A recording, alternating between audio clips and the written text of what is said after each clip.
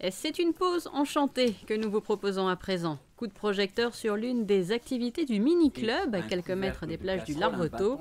Les tout-petits écoutent avec attention ce conteur venu leur parler de génie, d'enfants, de Père Noël, de flamants roses et de marionnettes. Dans cette région, il y avait un grand méchant cochon. Et le grand méchant cochon, un jour, est venu se mettre devant la maison et il a dit « Hé, les trois petits loups, laissez-moi rentrer dans votre maison. Ah non, non, non, par le poil dans votre petit menton. Alors je vais souffler jusqu'à ce que votre maison soit écroulée. » Il souffla, il souffla, il souffla encore, mais la maison ne s'écroula pas. Le grand méchant cochon est parti, mais il est tout de suite revenu avec un énorme marteau qu'on appelle une masse et il a détruit la maison. Les trois petits loups sont partis un petit peu plus loin. Ils cherchaient une autre maison à construire et ils ont rencontré Monsieur Castor qui, lui, possédait une bétonnière. C'était marrant de voir une lune accrochée au plafond du ciel, mais ça ne leur suffisait pas. Alors ils ont appuyé sur le bouton secret en chantant « Vas-y yo-yo, encore plus haut, vas-y yo-yo encore, vas-y yo-yo, encore plus haut, vas-y yo-yo, encore plus haut ». Et cette activité compte a bien sûr pour objectif d'éveiller l'imagination de ces jeunes enfants, une activité parmi d'autres puisque le planning du mini-club est bien varié.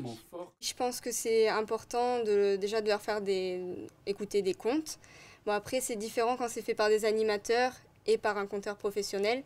Donc on propose nous aussi en tant qu'animateurs des petites histoires, mais c'est vrai que faire venir un professionnel avec ses marionnettes, etc., tout de suite, ça prend d'autres proportions et les enfants sont beaucoup plus attentifs qu'avec nous. Ils ont tellement pleuré que bientôt par terre s'est formé un ruisseau. Le ruisseau a grossi, c'est devenu une rivière. La rivière s'est jetée dans une mare. La mare a débordé et comme l'eau de cette mare était faite de larmes et que les larmes sont salées, le jour où l'homme a goûté cette eau, il a trouvé amère. Alors au lieu de continuer à appeler cette grande étendue d'eau la mare, il a appelé la mer. Et c'est depuis ce jour qu'encore aujourd'hui à Monaco, on peut voir cette immense étendue d'eau qui s'appelait avant la mare et qui s'appelle aujourd'hui la mer. Après, la mairie nous a donné l'autorisation de faire de multiples sorties.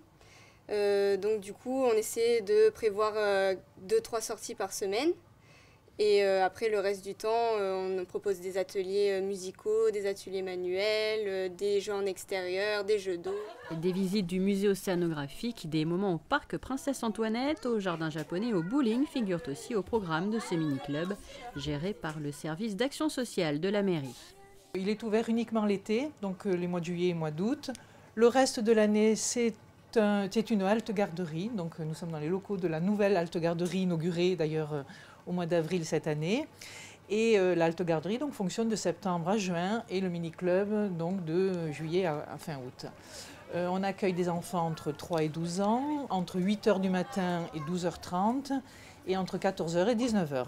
Nous avons une équipe de 5 animateurs et d'une responsable, tous diplômés au moins du BAFA et plus, parfois d'ailleurs pour notre responsable, qui travaillent en équipe. Donc nous constituons des équipes des groupes d'âge.